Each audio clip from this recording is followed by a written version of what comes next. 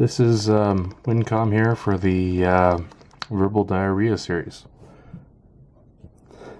Today we're talking about the Zero Tolerance 350, which is my personal favorite of my very small collection of knives, admittedly. It's got nice grippy G10 scales. Nice thick. I don't know if you can see this. This is what really sold me on the 350 originally, which is the scales and the liners are actually the same thickness here. It's got a nice backspacer. It's got jimping here. It's not too aggressive, but it is quite nice. It combined with this thumb ramp here really locks your hand in place. I say S30V steel. This one is serial number 0206, which for collectible reasons I elected to keep, even though it's not a very collectible knife. For reference, here is my cousin's 350, which I just purchased for him. It's obviously much newer. G10 isn't worn down. Factory edge. Serial number 12,053. Interestingly enough, this one actually says Canadian, whereas mine does not.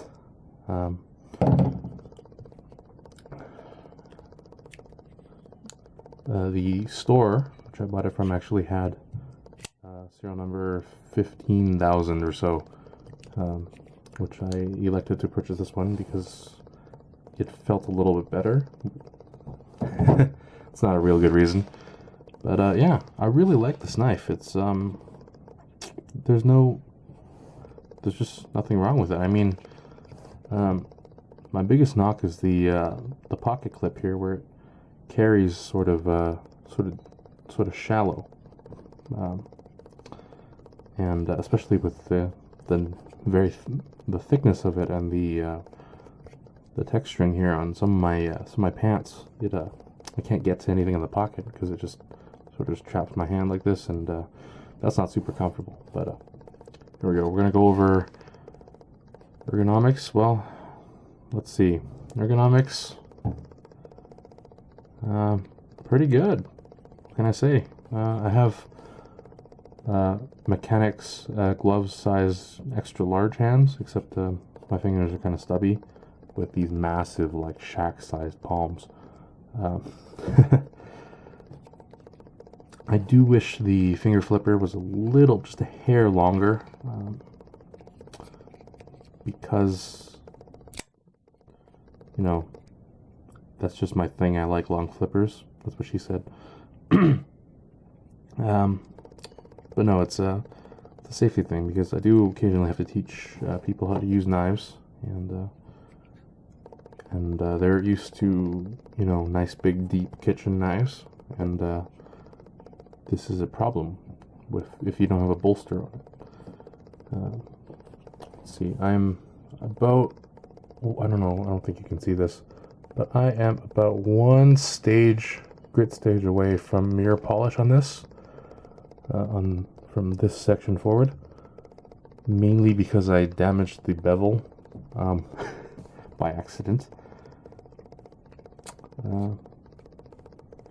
Yeah, well, I don't know what else to say. It's a really solid knife. People, I'm not gonna knock on the weight or anything, because let's face it, if I've got hands like this, the rest of me is quite large as well. I don't particularly mind the weight. It's actually not that heavy. It gives you, when you first pick it up, it gives you a really good feeling of heft and like a really solid feeling, but it's not actually that heavy, which is, I find, quite interesting. They got a lot of things right with this knife. The lockup is solid. Mine's broken in quite a bit, so the far edge of the liner lock is flush with the edge of the blade, and it locks up solid. I love that the thumb studs become sort of a stop pin. It's not maybe a substitution for a real stop pin, but it is a nice little extra safety feature. Got 4-position carry. This one I had in tip down for a long time, but that was solved with a Torx wrench. This lanyard hole, which is essentially would be my only complaint, is not wide enough to fit 550 this hole. I haven't tried to gut it, but I mean, it's hard to lose. Most people who see this knife, when I carry it, complain that it's like, oh, it's a little intimidating. It's actually not that large. It's I think it's about 3 and I don't know. I'm Canadian. I don't measure in inches. Not really. Yeah, it should be about 3.5. But it's actually not really that large. It's just very deep, and it is actually quite misleading. Here's my CRKT M16, which I now hate quite a lot, but for size comparison, it is not that much larger. Like, let's be honest here. This is a very small knife. Right, this is not that much shorter than this knife, and in terms of, you know, intimidation, it's much less intimidating simply because it's so shallow, right? This is a story for another video. So yeah, here's my 350 review. It's got almost everything right. I mean, this bit is a little recurve right here is a little difficult to sharpen at first, but it gets everything right. It's just super comfortable from all angles. You can get up in the pinch grip here. You can choke up. This is not a usable forward choil like a Spyderco, but it's there.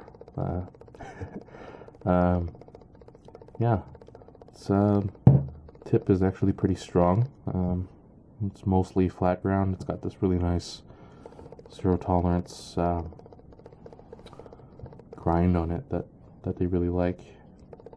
But yeah, it's really just overall just a very, very, very solid knife, and I generally just don't think you can really improve it. I know that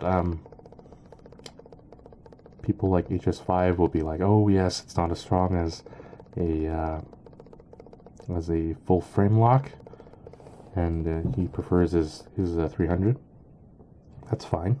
Of course, here I may be arrested for carrying a 300. That is a different story as well. But you know, it's just really solid. There's just nothing really wrong with it. I mean, the box does take a little. The deployment's a little bit crisper on this, but it does take a little breaking in. See, the lockup on this one is it's quite a bit earlier. But yeah, it's just a very solid knife, really good steel. The price tag is quite high, but you know, you get this really beefy knife. You get a really good warranty. Don't know what there is to complain about. Handles all your everyday tasks just fine and dandy. Handles your tactical self-defense POU.